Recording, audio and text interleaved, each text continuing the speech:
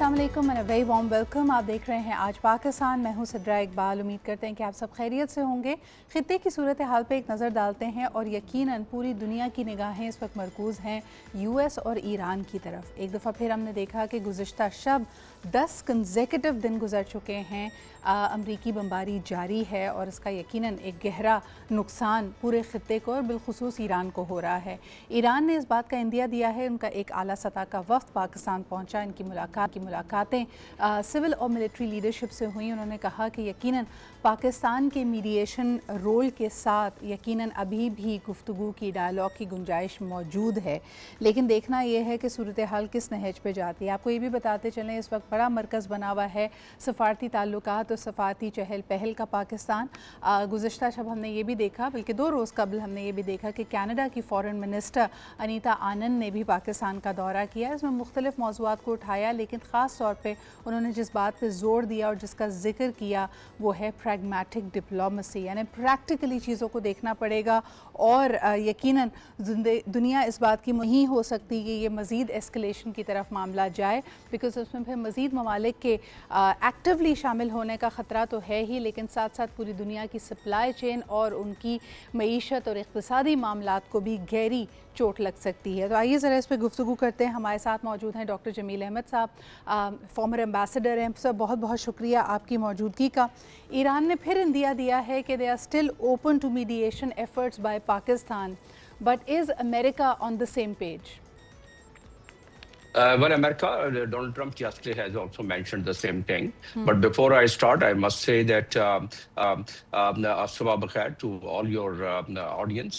और उसके साथ, yes, the answer to your question is कि ये डोनाल्ड ट्रंप ने भी इसी बात कहा कि जी मैं तो नेटान को भी बम्बार्ड कर दूंगा, बस चंद दिनों की बात है। लेकिन साथ में कहते हैं कि अगर ईरान इस बात पे राजी हो और ईरान सीरियस है तो फिर मैं दोबारा डायलॉग करना चाहूंगा। मार्को रूबियो ने भी इसी नहीं अल्फाज में बिल्कुल बात की है और मार्को रूबियो ने कह दिया है कि हम तो बिल्कुल तैयार हैं हर लिहाज से अगर ईरान सीरियस है। तो मार्को रूबियो भी कहता है, डोनाल्ड ट्रंप भी कहते हैं और डेलीगेशन भी इधर आया हुआ है। इसका मतलब क्या हुआ? इसका मतलब ये हुआ कि उम्मीद की एक किरण, और उम्मीद की किरण ये है कि फिर दोबारा वो 10 दिन का प्रपोजल दिया गया है पाकिस्तान की तरफ से, मीडिएटर्स की तरफ से, जिसमें बाबुल मंदाल को 15 दिन के लिए दोबारा खोलने के लिए कहा गया है और 10 दिन के लिए जंगबंदी की गई है, क्योंकि ये मामला तो फैलता जा रहा है ना। अभी ये तुर्की बतुर्की जवाब, यानी टेट फॉर टेट का जवाब चल रहा है। ईरान पे जब हमला हुआ, ईरान ने उतने ही हमला वापस लौटा दिया, उतने ही निशानों को निशाना बनाया। ईरान के इंफ्रास्ट्रक्चर पे जब हमला हुआ तो उन्होंने डिसैलिनेशन प्लांट और पावर हाउस कर दिया और ईरान ने कह दिया कि मजीद अगर आप फैलाओगे तो हम अमेरिकन एसेट्स और उनके इंफ्रास्ट्रक्चर को करेंगे। तो कल उन्होंने डाटा सेंटर उड़ा दिया। तो कहने का मकसद ये है कि ये चीज इधर नहीं थमी। तो आप अभी तो अपने इंट्रो में आपने बताया है कि ये सप्लाई डिसरप्शन, जो पहले की डिसरप्शन और उसकी अजियत अभी खत्म नहीं हुई है, वो रिकवरी नहीं हुई है। ना फ्यूल में दुनिया अपने रिजर्व खर्च कर रही है, अमेरिका के पास 2 हफ्ते से कम का रिजर्व रह गया है। तो इसी वजह से एक उम्मीद की किरण है कि दुनिया का प्रेशर, अमेरिका का अपना प्रेशर अपने आप पर, उनके जो हालात वाकयात हैं, और उसके बाद क्योंकि घमंड है, एक बहुत बड़ी कुव्वत और ताकत है पूरी दुनिया की, तो उनका जो सोल्जर्स की अमवात हुई हैं और 100 के करीब कहते हैं जो एडमिट किया उनकी जख्मी हुए हैं, तो वो भी तो दुनिया को दिखलाना है कि इतनी बड़ी कुव्वत का इतना बड़ा नुकसान। तो उसकी वजह से ये सिलसिला फैल रहा है। और अगर ये जो अभी बट जमील साहब, इफ आई मे इंटरजेक्ट, मुझे ये बताइए कि एक पैटर्न नज़र आता है, और जैसे आपने शुरू में, यानी जब हम अवाइल में इस फेज़ की गुफ्तगू करते थे तो आपने कहा था कि there is of course a big huge trust deficit, और ये ट्रस्ट डेफिसिट ईरान की तरफ ज़्यादा है, बिकॉज उनको लगता है कि अमेरिका हमेशा डायलॉग में इंगेज करता है और एक तरह से पीठ में छुरा घोंपता है। ये पैटर्न तो दोबारा सामने आ रहा है। इस दफ़ा भी ऐसा नहीं लगता था कि ये डायलॉग और ये मीडिएशन का पूरा प्रोसेस डीरेल होगा, मगर ये हुआ। और अमेरिका की तरफ से भी, ईरान की तरफ से भी इजराइल को पिन पॉइंट करते हुए कई दफ़ा स्पॉयलर्स कहा जाता है इस पूरे मीडिएशन प्रोसेस में। सो डू यू बिलीव कि ये जो सेकंड राउंड अब शुरू होता है या 10 दिन के लिए दोबारा जंगबंदी होती है, दोबारा मज़ाकरात की मेज़ पे आते हैं, so have they reduce the vulnerability to the spoilers और it stage as is? No, spoilers, have their very targeted aim and goals. US doesn't have much goal about it, US का क्या मकसद था हमला करने का, कि एनरिचमेंट का मामला था। यहाँ तो अब हरमुज पे बात आ गई, और यूएस को अभी भी अपने पॉलिटिकल अहदाफ का सही अंदाजा नहीं है, जबकि इजराइल बहुत क्लियर है। इजराइल कहता है कि नीज़ तो नाबूद कर दिया जाए ईरान को, हमेशा के लिए यही एक कुव्वत है, यही एक ताकत है जो सामने खड़ी हो जाती है। तो इजराइल बड़ा क्लियर है इस मामले में, अमेरिका नहीं है। और अमेरिका की तो अभी, और दूसरी आपने ट्रस्ट डेफिसिट की बात की है, यकीनन दूध का जला छाछ भी फूंक फूंक कर पीता है। तो लिहाजा उनके साथ 2 दफा क्या हुआ, जून में बिल्कुल आखिरी मरहले में थे और डील होने वाली थी न्यूक्लियर की जेनीवा में, जबकि ओमान उसको मीडिएट कर रहा था, हमला कर दिया। फिर 28 फरवरी को क्या हुआ, बिल्कुल नजदीक पहुंच गए थे, हमला कर दिया। तो कल परसों इराक़ची साहब ने क्या कहा, उन्होंने, फॉरेन मिनिस्टर ने यही बात की कि जी हमें तो जाहिर है ट्रस्ट तो है ही नहीं, और हमें तो अंदाजा था कि दोबारा ये हमला हम पर करेंगे, तो हम तो तैयारी कर रहे थे अपनी, लिहाजा हमने दोबारा अज्यूम कर लिया है। दर हकीकत थोड़ी सी लग्जिश हुई है। उस लग्जिश के बदले में, और लग्जिश क्या हुई है 1 सेकंड में बता देता हूं, उस लग्जिश के बदले में अमेरिका ने एक बहुत बड़ा कदम उठा लिया कि बम्बार्डमेंट शुरू कर दी। और लग्जिश ये थी कि 3 जहाज जो सऊदी अरब और कतर के और एक सिंगापुर का जब गुजर रहा था, तो उसको ड्रोन, क्योंकि लोकल डिसेंट्रलाइज्ड कमांड है, तो उन्होंने अपना फैसला करके। जी, एक आखिरी सवाल करना चाहूँगी। आपकी तमाम बातों में बहुत वजन है और एक तखमीना लगाया जा रहा है तकरीबन के वॉर ने अभी तक 37.5 बिलियन कॉस्ट किया है, ये कहना है द मिनिस्टर ऑफ वॉर का अमेरिका के। और उन्होंने मज़ीद मेरे ख्याल में इस वक्त अपनी सेनेट के सामने 67 बिलियन की मांग रखी है दैट दे रिक्वायर। सवाल ये भी है कि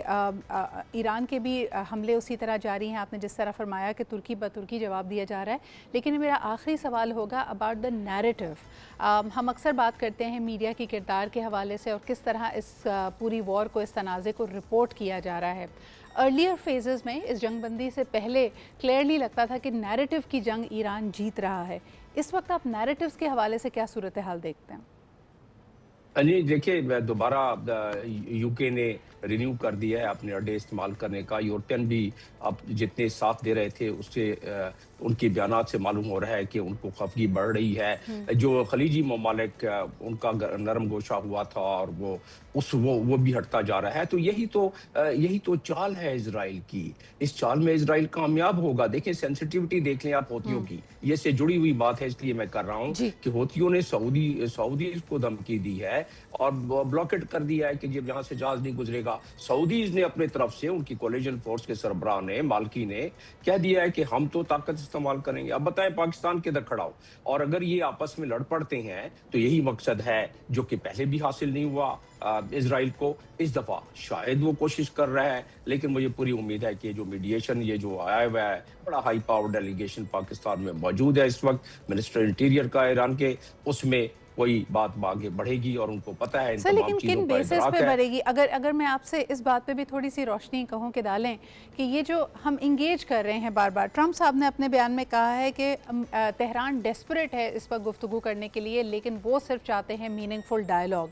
और आपने भी जैसे इशारा दिया, हमारी हेडलाइंस कहती हैं कि तेहरान के वफ्द ने बड़ा क्लियर मैसेज इस्लामाबाद को दिया है कि पाकिस्तान की शमूलियत के साथ वो आज भी मीडिएशन के लिए तैयार है।